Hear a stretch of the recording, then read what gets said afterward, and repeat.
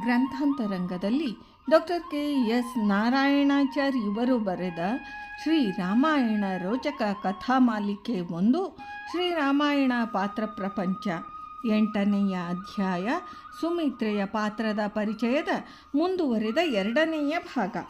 ಗಂಗಾ ತೀರದಲ್ಲಿ ರಾಮ ಲಕ್ಷ್ಮಣ ಸೀತೆಯರನ್ನು ಬಿಟ್ಟು ಬಂದ ಸುಮಂತ್ರನನ್ನು ದಶರಥ ಅವರು ನನಗೇನು ಸಂದೇಶ ಕಳುಹಿಸಿದರು ಎಂದು ಕೇಳಿದಾಗ ಸೀತಾದೇವಿಯು ಹೇಳಿದ ಒಂದು ಕಠೋರ ವಾಕ್ಯವನ್ನು ದೊರೆಗೆ ಸುಮಂತ್ರನು ಹೇಳಲಿಷ್ಟಪಡಲಿಲ್ಲ. ಹೇಳಿದ್ದರೆ ಮೊದಲೇ ನೊಂದು ಎದೆಯೊಡೆದು ಮರಣಶಯ್ಯೆಯಲ್ಲಿ ಮಲಗಿದ್ದ ಚಕ್ರವರ್ತಿಯು ಆ ಕಠೋರ ವಾಕ್ಯವನ್ನು ಕೇಳಿದೊಡನೆಯೇ ಆಗಲೇ ಸತ್ತೇ ಹೋಗುತ್ತಿದ್ದನೆಂದು ಕಾಣುತ್ತದೆ. ಇದನ್ನು ದೊರೆಯ ನಿಕಟವರ್ತಿಯಾಗಿದ್ದ ಸುಮಂತ್ರನು ಚೆನ್ನಾಗಿ ಅರಿತೇ, ಸ್ವಾಮಿ, ಸೀತಾದೇವಿಯು ತಮಗೇನೂ ಹೇಳಲಿಲ್ಲ, ಸುಮ್ಮನೆ ನಿಟ್ಟುಸಿರುಡುತ್ತಾ ಭೂತ ಹಿಡಿದವಳಂತೆ ಕಾಣುತ್ತಾ ಆಗಾಗ ವಿಸ್ಮಯ ತೋರುತ್ತಾ ಹಿಂದೆಂದೂ ಕಷ್ಟವನ್ನೇ ಕಾಣದ ಆ ರಾಜಪುತ್ರಿಯು ಒಣಗಿದ ತನ್ನ ಮುಖದಿಂದ ಗಂಡನನ್ನು ನೋಡುತ್ತಾ ಸುಮ್ಮನೆ ಕಣ್ಣೀರು ಸುರಿಸಲಾರಂಭಿಸಿದಳು. ನಾನು ಹೊರಟಾಗ ಆ ಕಣ್ಣೀರು ಮತ್ತೆ ಸಾಂದ್ರವಾಯಿತು ಎಂದು ಆಕೆಯ ಸ್ಥಿತಿಯನ್ನಷ್ಟೇ ಹೇಳಿ ಅವಳು ಹೇಳಿದ ಮಾತನ್ನು ಹೇಳದೆ ಏನೂ ಹೇಳಲಿಲ್ಲವೆಂಬ ಸುಳ್ಳನ್ನೇ ಹೇಳಿದನು.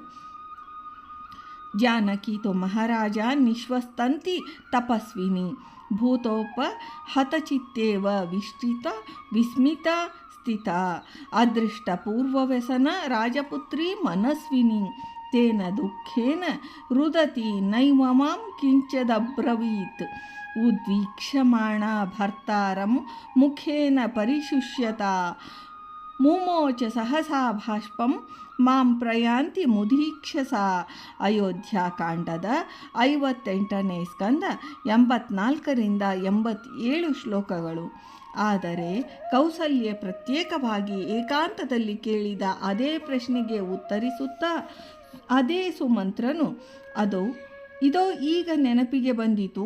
ವೈದೇಹಿಯು ಹಿಂದೆ ಮುಂದೆ ನೋಡಿದ ಆಡಿದ ದುಃಖಾವೇಶ ಭರದ ಮಾತು ಅದು ಕೈಕೇಯಿಗೆ ಸಂಬಂಧಪಟ್ಟದ್ದು ಎಂದವನೇ. ತನ್ನ ಸವತಿಯನ್ನು ಬೈದು ಆಡಿದ ಮಾತನ್ನು ಕೇಳಿ ಅವಳು ಕೊಂಚ ನೆಮ್ಮದಿ ಪಡುವಳೆಂದು ಭಾವಿಸಿ ಆ ಮಾತನ್ನೆತ್ತಿದನು.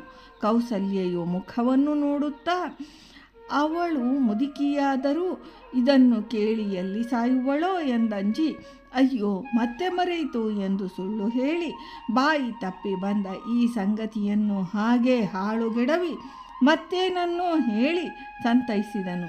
ಇದಮೇವ ಸ್ಮರಾಮಸ್ಯ ಸಹಸೈವೋಪಜಲ್ಭಿತಂ ಕೈಕೇಯಿ ಸಂಶ್ರುತಂ ವಾಕ್ಯಂ ನೇದಾನಿ ಪ್ರತಿಭಾತಿ ಮಾಂ ಧ್ವಂಸಯಿತ್ವಾತು ತದ್ವಾಕ್ಯಂ ಪ್ರಮಾದಾತು ಪರ್ಯುಪಸ್ಥಿತಂ ಆಹ್ಲಾದಂ ವಚನಂ ಸೂತೋ ದೇವ್ಯಾ ಮಧುರಮಬ್ರವೀತ್. 60ನೇ ಸ್ಕಂದ 14 ಮತ್ತು 15ನೇ ಶ್ಲೋಕ. ಏನಿದು? ಯಾವುದು ಆ ಕೆಟ್ಟ ಸೀತಾವಾಕ್ಯ? ಸುಮಂತ್ರ ಅನುವಾದಿಸಲು ಇಷ್ಟು ಹೆದರುವ ದಶರಥ ಕೌಸಲ್ಯೆಯರಿಗೆ ಮೃತ್ಯುಪ್ರಾಯವಾದ ಆ ವಾಕ್ಯ ಯಾವುದಿರಬಹುದು? ವಾಲ್ಮೀಕಿ ಮುನಿ ಅದನ್ನಿಲ್ಲಿ ಬರೆಯಲಿಲ್ಲ. ಆದರೆ ಇಲ್ಲಿ ಸುದೀರ್ಘವಾಗಿ ವ್ಯಾಖ್ಯಾನ ಮಾಡಿರುವ ಶ್ರೀ ಗೋವಿಂದರಾಜ ಸ್ವಾಮಿಗಳು ಇಲ್ಲಿನ ಹಿಂದು ಮುಂದಿನ ಪ್ರಸಂಗಗಳನ್ನೆಲ್ಲ ಚೆನ್ನಾಗಿ ಹೊಂದಿಸಿ ಸರಿಪಡಿಸಿ ವಿಶ್ಲೇಷಿಸಿ ಸೀತಾದೇವಿಯ ಆ ವಾಕ್ಯ ಎಂಥದಿರಬಹುದೆಂಬುದಕ್ಕೆ ಅರಣ್ಯ ಯಾತ್ರೆಯ ಕಾಲದುದ್ದಕ್ಕೂ ಆಗಾಗ ಸೀತಾದೇವಿಯು ಕಷ್ಟ ಬಂದಾಗಲೆಲ್ಲ ಕೈಕೇಯಿಯನ್ನು ಶಪಿಸುತ್ತಿದ್ದ ಕೆಲವರು ವಾಕ್ಯ ಮಾದರಿಗಳನ್ನು ಉದಾಹರಿಸಿ ಇಂಥದೊಂದಿರಬೇಕೆಂಬ ನಮ್ಮ ಕುತೂಹಲವನ್ನು ಪರಿಹರಿಸಿದ್ದಾರೆ. ಇನ್ನೆರಡು ಮಾದರಿ ನೋಡಿ. ಕಚ್ಚಿತ್ ಸಕಾಮ ಕೈಕೇಯಿ ಸುಖಿತಾ ಸಾ ಭವಿಷ್ಯತಿ ಯಾನ ತುಷ್ಯತಿ ರಾಜ್ಯೇನ ಪುತ್ರಾರ್ಥೆ ದೀರ್ಘದರ್ಶಿನಿ. ಕೈಕೇಯಿಯ ಆಸೆಯು ಈಗ ಕೈಗೂಡಿತಲ್ಲವೇ? ಇದರಿಂದ ಅವಳಿಗೆ ಸುಖ ದೊರಕಿತಷ್ಟಲ್ಲವೇ?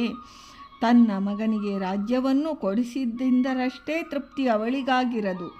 ದೀರ್ಘಾಲೋಚನೆಯುಳ್ಳ ಅವಳಿಗೆ ನಾನು ರಾಮನು ಪರಸ್ಪರ ಆಗಲಿ ಹೀಗೆ ಸಂಕಟಪಟ್ಟು ಸಾಯಬೇಕೆಂಬುದೇ ಉದ್ದೇಶವಿರಬೇಕಲ್ಲವೇ? ಯದಭಿಪ್ರೇತಮಸ್ಮಾಸು ಪ್ರಿಯಂ ವರವೃತಂಚ ಯತ್ ಕೈಕೇಯ್ಯ ತತ್ಸಂವೃತ್ತಂ ಕ್ಷಿಪ್ರಮಧ್ಯೈವ ಲಕ್ಷ್ಮಣ. ಅಯ್ಯ ಲಕ್ಷ್ಮಣ, ಕೈಕೇಯಿಯು ನಿನಗೆ ಪ್ರಿಯವಾದ ವರವನ್ನು ಕೇಳಿಕೊಂಡಾಗ ನಮಗೆ ಏನಾಗಬೇಕೆಂದು ಉದ್ದೇಶಿಸಿ ಬಯಸಿದ್ದಳೋ ಅದು ಇಷ್ಟು ಬೇಗ ಇಷ್ಟು ಚೆನ್ನಾಗಿ ನೆರವೇರಿತಲ್ಲವೇ? ಆದುದರಿಂದ ಲೋಕವೆಲ್ಲ ಉಪಾಸಿಸುವಂತೆ ಲೋಕಮಾತೆ ಎನಿಸಿದ ಸೀತಾದೇವಿಗೂ ಆಗಾಗ ಕಷ್ಟತಾಳದ ಪರಿಸ್ಥಿತಿಯಲ್ಲಿ ಈ ಬಗೆಯ ಉದ್ಗಾರಗಳು ಬರುವಂತಾಗಿ ಮಾನವ ಸಹಜ ದೌರ್ಬಲ್ಯ ಉಂಟಾದರೆ ಸುಮಿತ್ರೆ ಇಂಥದೊಂದು ಮಾತನ್ನಾಡದೆ ತನ್ನೆಲ್ಲ ಸಂಕಟಗಳನ್ನು ಧೈರ್ಯದಿಂದ ಎದುರಿಸಿ ನುಂಗಿ ಧೃತಿಗೆಡಲಿಲ್ಲವೆಂದರೆ ಇವಳು ಅಸಾಮಾನ್ಯ ಮಹಿಳೆ ಎನ್ನಬೇಕಷ್ಟೇ. ಇದಕ್ಕೊಂದೆರಡು ನಿದರ್ಶನಗಳನ್ನು ಈಗ ನೋಡುವ. ಶ್ರೀರಾಮಚಂದ್ರನು ಅರಣ್ಯ ಯಾತ್ರೆಗೆ ಹೊರಟು ನಿಂತಂತಾಯಿತು. ಅಣ್ಣನನ್ನು ಬಿಟ್ಟಿರಲಾರದ ಲಕ್ಷ್ಮಣನೂ ಅವನನ್ನೊಲಿಸಿ ಒಪ್ಪಿಸಿ ಹೊರಟು ನಿಂತ. ಅತ್ತ ಹೋಗಬೇಡ ಎಂದು ಕೌಸಲ್ಯ ರಾಮನಿಗೆ ಹೇಳುತ್ತಾ ತನ್ನ ವಾಕ್ಚಾತುರ್ಯವನ್ನೆಲ್ಲ ತೋರಿ ನಿಸ್ಸಹಾಯಕಳಾಗಿ ಅಳುತ್ತಾ ನಿಂತಿದ್ದಾಳೆ. ಇತ್ತ ಲಕ್ಷ್ಮಣ ತಾಯಿಗೆ ನಮಸ್ಕರಿಸಿ ಅಪ್ಪಣೆ ಬೇಡುತ್ತಾನೆ. ಹೋಗಿ ಬಾ, ನೀನು ಹುಟ್ಟಿದ್ದೇ ಈ ವನವಾಸ ಕಾಲದಲ್ಲಿ ರಾಮನೊಡನೆ ಅರಣ್ಯ ಯಾತ್ರೆ ಮಾಡಲು. ಸೃಷ್ಟಸ್ವಂ ವನವಾಸಾಯ ಎಂದೆನ್ನುವ ಸುಮಿತ್ರೆ ನಮ್ಮನ್ನು ಚಕಿತಗೊಳಿಸುತ್ತಾಳೆ. ಅವಳು ಮಗನ ಅಗಲಿಕೆಯನ್ನು ತಾಳಲಾರದೆ ತಮ್ಮ ವಂದಮಾನಂ ರುದತಿ ಎಂದು ಅಳುತ್ತಿದ್ದರೂ ಕೃತಿಯಲ್ಲಿ ದಿಟ್ಟವಾಗಿ ಕರ್ತವ್ಯವನ್ನು ಎದುರಿಸಿದಳು. ಹೋಗಬೇಡ ಎನ್ನಲಿಲ್ಲ. ವೀರಮಾತೆಯೊಬ್ಬಳು ಹಡೆದ ಏಕಮಾತ್ರ ಪುತ್ರನನ್ನು ಯುದ್ಧ ಭೂಮಿಗೆ ಕಳುಹುವಾಗ ಯಾವ ಎದೆಗಾರಿಕೆಯಿಂದ ರಾಷ್ಟ್ರಭಕ್ತಿಯಿಂದ ಮುಂದಿನ ಅನಾಹುತ ತಿಳಿದದ್ದು. ಹೋಗಿ ಬಾ ಎನ್ನುವಳೋ ಆ ಪರಿಸ್ಥಿತಿಯನ್ನು ಕಲ್ಪಿಸಿಕೊಳ್ಳಿ. ಸುಮಿತ್ರೆ ಇಬ್ಬರು ಪುತ್ರರನ್ನು ಹಡೆದರೂ ಪುತ್ರ ವ್ಯಾಮೋಹವೆಂಬ ಅಂಟು ಅವಳಿಗೆ ಕಾಡಲಿಲ್ಲ. ಅದು ಕಾಡಿದವರು ಯಾರೂ ಸುಖಿಸಲೂ ಇಲ್ಲ. ಕಿರಿಯವನಾದ ಶತ್ರುಘ್ನ ಬಾಲ್ಯದಿಂದಲೇ ಭರತನನ್ನೆಡೆಬಿಡದೆ ಅವನೊಡನೆಯೇ ರಾಜಗೃಹಕ್ಕೆ ಭರತನ ಸೋದರ ಮಾವನ ಊರಿಗೆ ಹೊರಟಾಗಿತ್ತು. ಲಕ್ಷ್ಮಣ ಈಗ ಅರಣ್ಯಕ್ಕೆ ಹೊರಟು ನಿಂತಿದ್ದ. ನೀನು ಹುಟ್ಟಿದ್ದೇ ಈ ವನವಾಸಕ್ಕೆಂದು ಎಂದೆನ್ನುವ ಸುಮಿತ್ರೆಗೆ